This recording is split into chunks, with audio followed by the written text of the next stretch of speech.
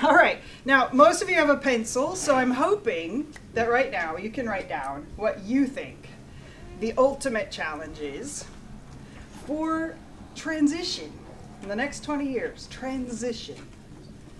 The next 20 years. So Kyan here is going to be 40. I might be winding it down a bit, but I doubt it. All right. Transition. What is the ultimate challenge today?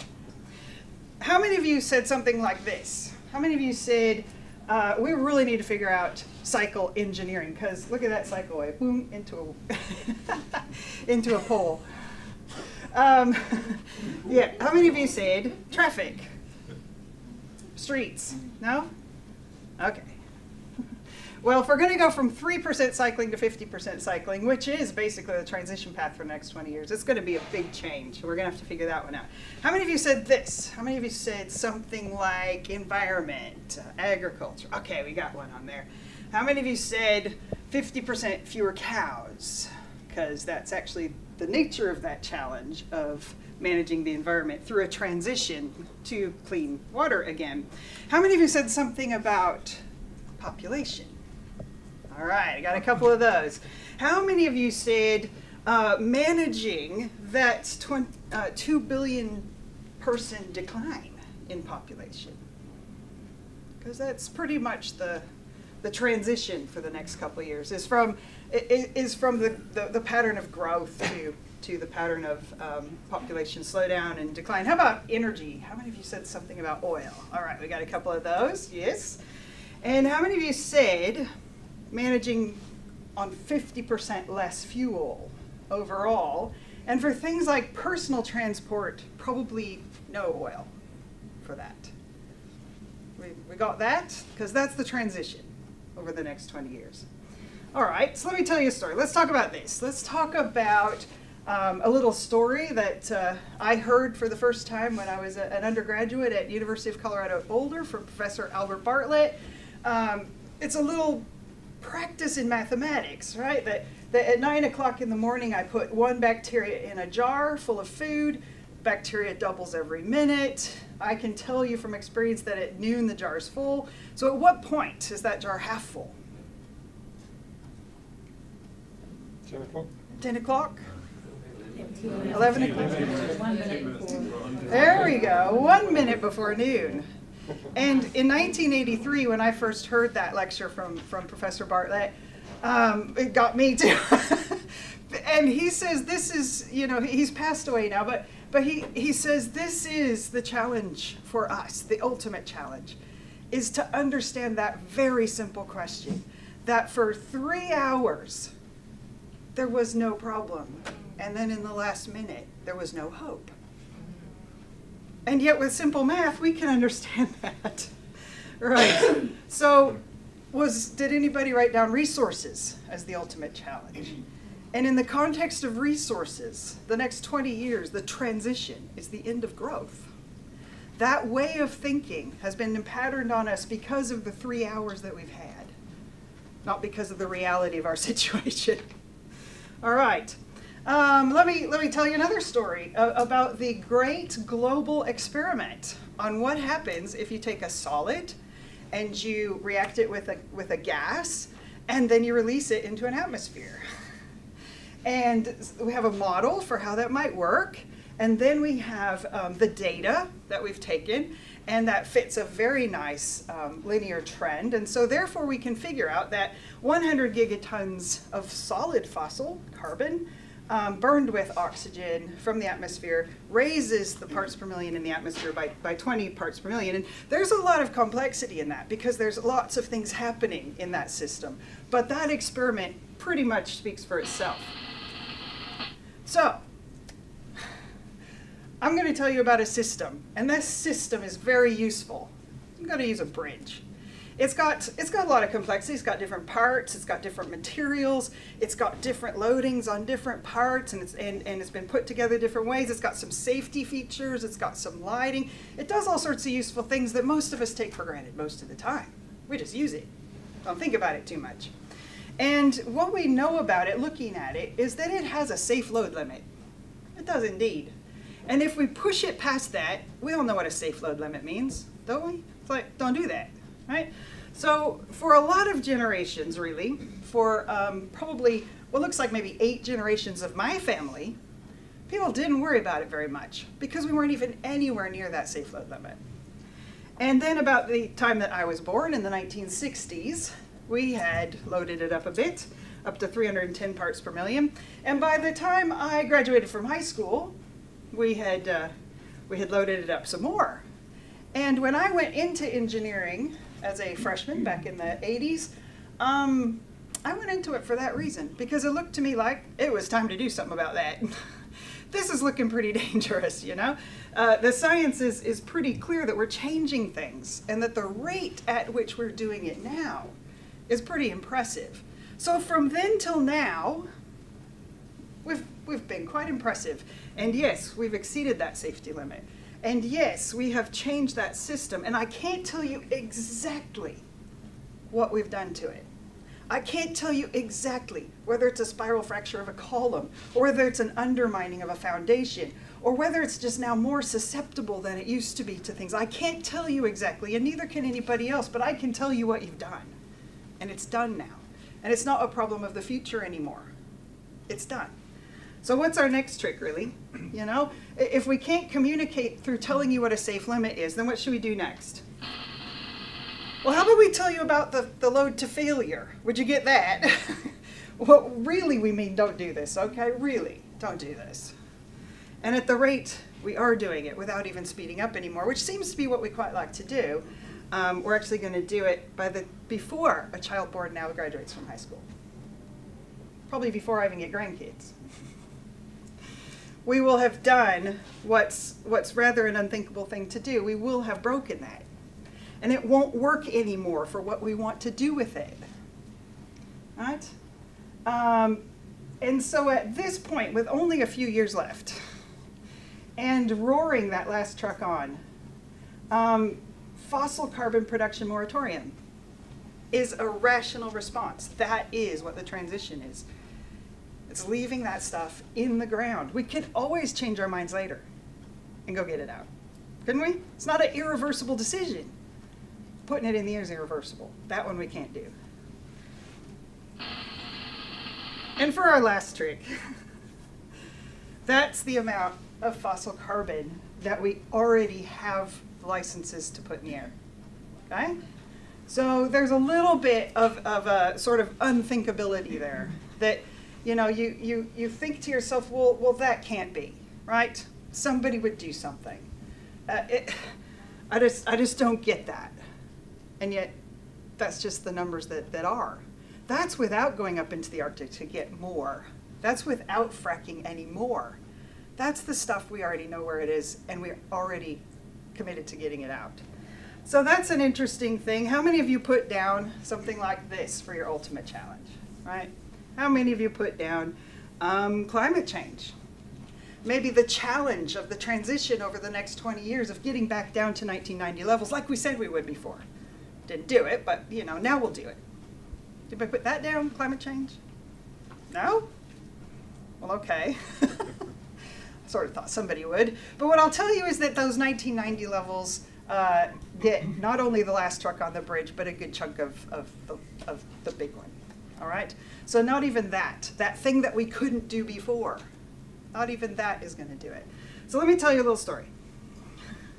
You remember that big meteor that hit Russia recently? And then there was a near miss that swung by, and you're thinking, well, that's interesting, right? And NASA's like, well, that's okay, we're tracking them out there, you know, we're watching them.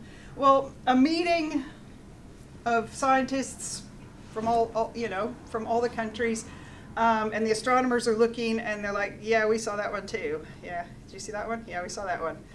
What does your model say? Yeah, that's what our model says too. Well, we need to figure out what we're going to do about this. Because it's inside the solar system, we've been tracking it, we know where it's going, and we know it's a direct hit with the Earth. And we know that it's the big one. It's that 1 in 100 million year one. Right? That's it, right? And it's 20 years away. So 20 years from now, that's it. What are we going to do about it? Right? What are we going to do about it? Study it some more, maybe. I think what we should do is we should think about actually doing something about it, right? We know how to put vehicles into space. We know how to drive them around out there. We know how to actually intercept comets. We've done it. You heard about that, right? They sent a probe and it took samples from a comet. This is a moving target. That's pretty cool. We can do that. And we've got lots of extra nuclear warheads. So surely we could do something to this thing. Now, we don't know what it is we could do because we don't know. So that means if we start right now and we launch whatever we can get up into space now, like within a year, then that goes out. The object is coming toward us. We send out, that means 10 years from now, we will find out something very important about this thing, right? But only if we launch it now. So 10 years from now, we hit this thing with everything we can throw up in the next year. And we've got lots of probes looking at it, and it's closer, so we can see what's going on. We can see maybe, does it have some ice, or is it the iron that it looks like it is, right? So we're going to throw that at it, and maybe we'll knock it off course. Maybe we'll break it apart, but we won't know for 10 years. And then if we don't, we've got to have another one coming behind it, and we can learn from what we did, and we can give it another hit, and maybe we can see something more about it, so we can, place that next one. And after a year of building that first one, we'll be better at it, and we'll build another one. And then the next year, we better have built another one too, and the next one. So we got 10 years at least of full out, planetary scale mobilization to try and stop this thing, to try and save the planet. And what we're pretty sure from everybody's agreement is that even if we throw everything we've got at this, something is still going to hit the planet. Or at least we can't say that it won't, right? We just don't know.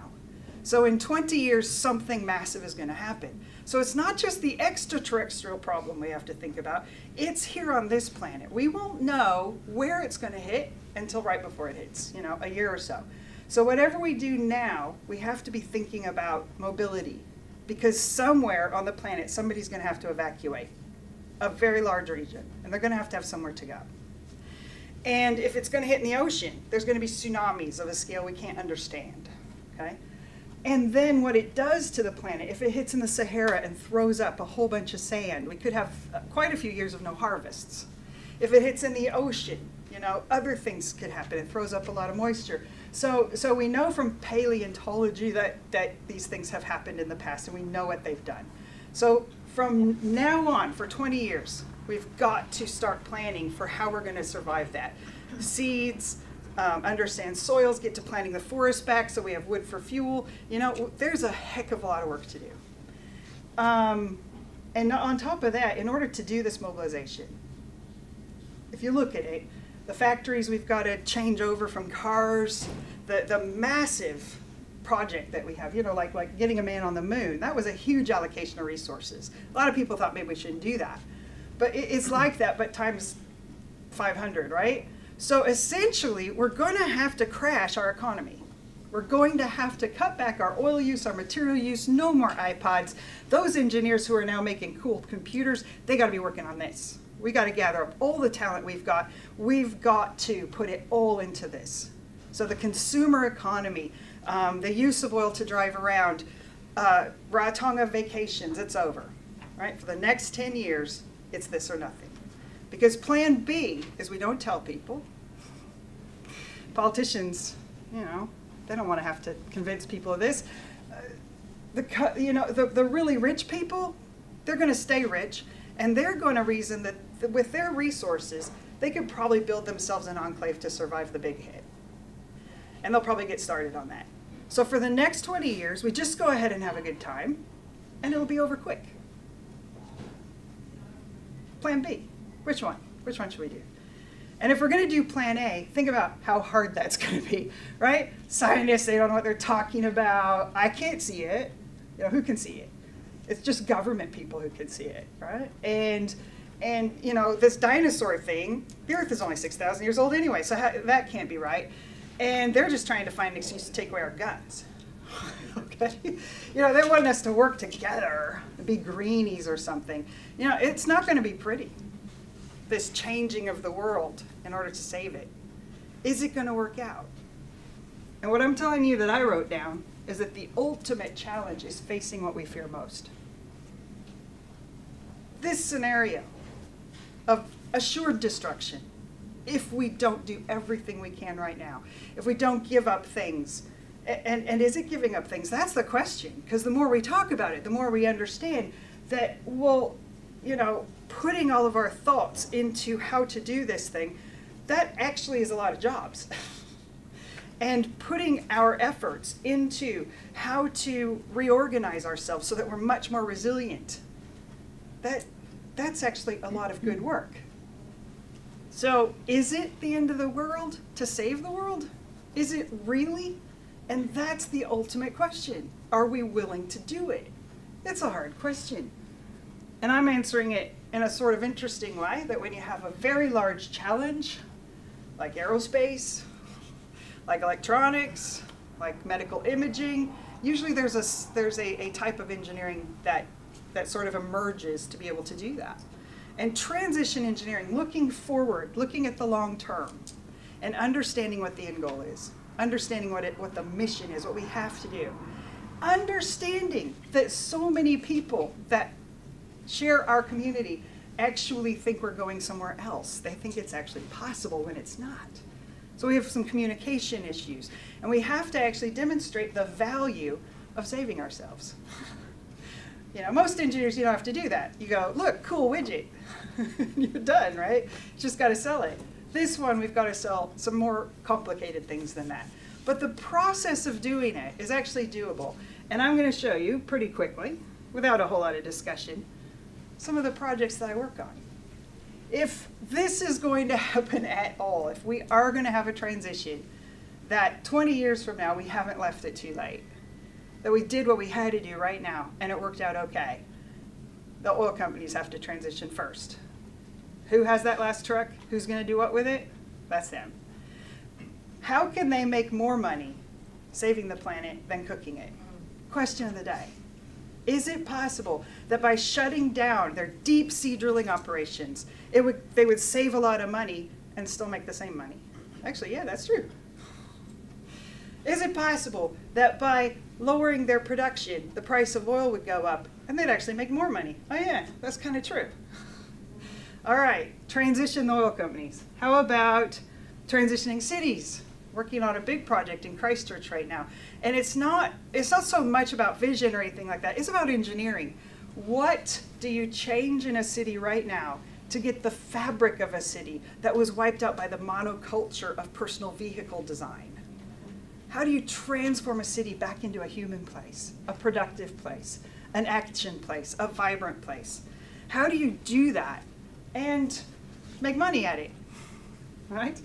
And everybody's involved in it? That's a pretty good question. How about transitioning transportation? The end of the truck is in sight, right? If you're going to move goods around your country, you'd better have a good functioning rail system. How are we going to do that? It's all, not how, that's not hard. We know how to do that. Choice, A or B. Which one's it going to be? Good question. Maybe modeling would help. Maybe showing how it will work. How about transitioning buildings? Again, we know how to do it. Maybe we don't know the business plan for how to do it. Maybe we don't have enough people in business actually practicing it. And maybe we need some better policy. But the house on the right has been retrofitted. The house on the left hasn't, or housing block. And you can see the difference. It's not hard to figure out how to do it, but this is what's hard. No new buildings. There isn't room for more buildings. Every building has an energy footprint and a resource footprint. I don't care if you told yourself it was zero something. But if you haven't taken out an old building, if you haven't replaced it with that good new building, then you've added to the problem no matter what it was you added. Okay? So everything is in the context of rebuilding, redeveloping what we've already done. That's what transition is. It's looking honestly at what we have already done, what we are doing, and changing that. Not dreaming about a new thing that we pile on top of the mess we've made. Land, yeah, a lot of that needs transitioned. The way that we use agricultural land is not sustainable. That all needs to be rebuilt. And the way we use urban land is pretty far out there in what's going to be sustainable. It's not working very well. But that can be fixed. And while we're at it, there's so much land that's now paved. It's not doing anything. It's not producing anything. It's not a place for anyone to go. And it could be. With a little thinking and a little design and a little bit of work. All right? So we transition our streets, and we might even transition our roads. You all know that's the High Line in New York. Would anybody in New York now trade that transition for what was there before? And a little 5-minute drive on a dirty old concrete road? I don't think so. Yeah? These transitions create value. They're different from what we're used to. They're not the last 3 hours of our existence. They're the last minute. But if we don't get onto them, we won't have that last minute. And what am I doing? Well, I am indeed trying to form up, we're working, it's working, the Global Association for Transition Engineering, and that includes anyone who wants to send the signal to the professional engineers of the world that this is their job. Just like safety engineering, this is your job. You built all this stuff. It's not working very good anymore. It's not serving us the way that we understood it would. It's threatening us, and you need to fix it. And there isn't anybody else who's going to fix it. Politicians can't fix it. The people who built it, who understand what it costs to change it, who understand the value in the changes, who can show that to you, who can model it, who now have the means to do all that work, they have to get onto it. And right now, there's 330 of us worldwide. And safety engineering started with 60. And safety now is quite different than it was 100 years ago. It's now everywhere. You don't have to be a specialist in safety for it to benefit you. You don't have to have a dedicated safety engineer in your group for safety engineering to be saving lives in your factory. You don't have to have a dedicated safety engineering specialist in your family for your family to be safe in fires because of safety engineering. Okay? We need these people. We need them to be thinking, be figuring out how to do all this. That's what we really need. And I've put down the tenets that a group of us, when we met in the UK last year, we decided on the tenets that are really important for people who sign up to say, okay, I'm a chemical engineer right now, but I'm going to be a transition engineer now. I'm going to prevent what's preventable. We share that with safety engineering. I'm going to never accept failure as the price of expediency. It's never cost effective to fail. Okay? We're not going to do that. We're going to achieve this mission. And our mission really is singular. Everything else follows from it. We either do this or we don't. We either do everything we can to stop that object from reaching its target, or we don't. And that target is 1,700 gigatons of fossil carbon stays in the ground. If you can face that idea, I know it's hard. It's really hard. You got a long way to go before your brain can actually accept that idea, even entertain it. But if you can face it, then you can do something about it. And if there's any group that can face things, it would be engineers. We call them requirements. And if you tell us that's what we need to do, then we face it and we do our best. All right? Our next tenet is that every project includes the plans for the curtailment of fossil fuel supplies. Every project. Doesn't matter what you're working on. And not least is honesty.